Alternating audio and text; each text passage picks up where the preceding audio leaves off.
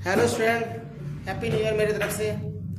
आज भी हमने क्वेश्चन जो लिया है कैश बुक लिया, लेकिन आज हमने बोला ना, आज हम लोग डबल कॉलम कैश बुक लिए हैं। अभी तक 2 क्लास हम लोग जो करवाए थे आप लोगों को सिंगल कॉलम करवाए थे, लेकिन आज से हम डबल कॉलम कैश बुक करेंगे क्योंकि सिंगल कॉलम में ज़्यादा बहुत ईजी था।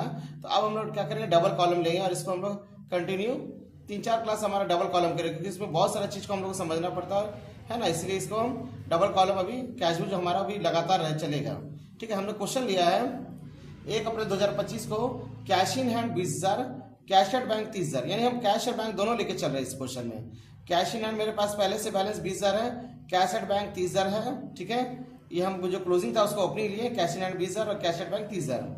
Receive cash from Mohan ₹10,000, paid salary by cheque ₹5,000, sold goods for cash ₹10,000, purchase goods by and paid ₹5,000 by cheque, bank charges ₹200 deducted by bank. ठीक है, अब इस क्वेश्चन को हम कैसे यहाँ पे दोनों लेके चलना, कैश भी लेके चलना, बैंक भी लेके चलना, कैश और बैंक। इसका फॉर्मेट तो पता है, date particular LF cash bank, date particular LF cash और बैंक। ठीक है, अमाउंट भी लिख देते हैं।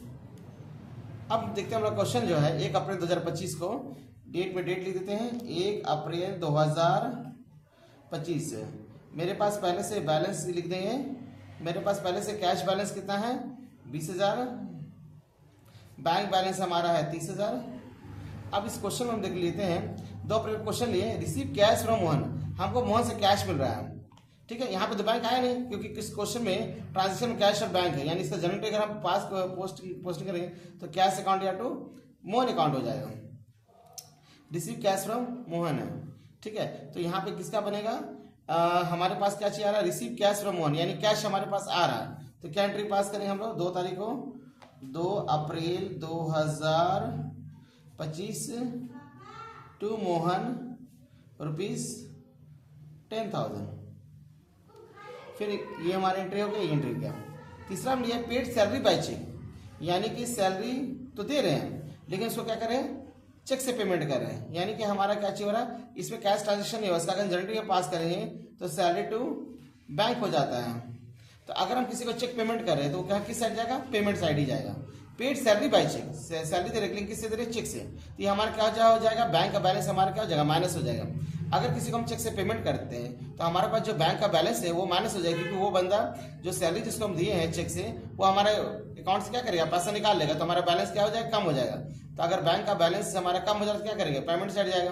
तो पेड सैलरी ऐसे भी समझ सकते हैं हमको, पेड सैलरी बाय चेक, हम सैलरी दे रहे चेक से तो मेरा बैंक बैलेंस क्या हो रहा है, माइनस हो जा रहा है। तो हम इस यहाँ एंट्री करेंगे 5 अप्रैल 2025 को बाय सैलरी कितना पेमेंट करें चेक से, बैंक कॉलम चल जाएगा 5,000।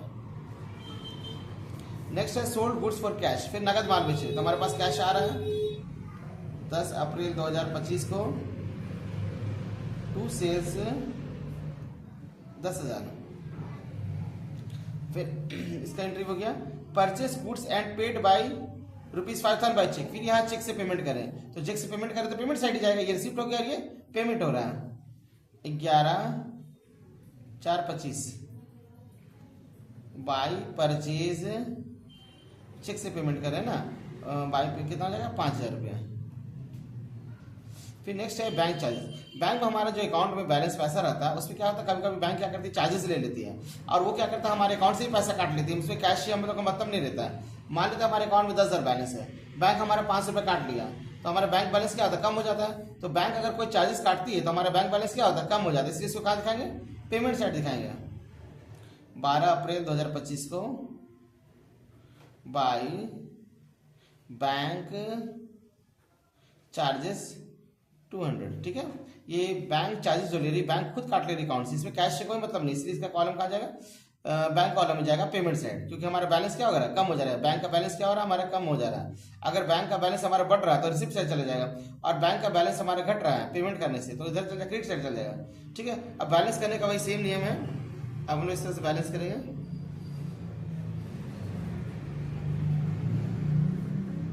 यहाँ जोड़ते 20, 30, 40,000, 40,000 यहाँ भी लिख देंगे हम लोग।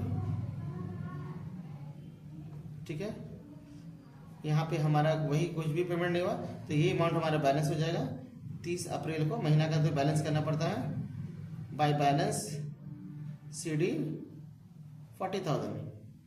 अब यहाँ हमारा 30,000 है, यहाँ पे 30,000 हम ले देंगे।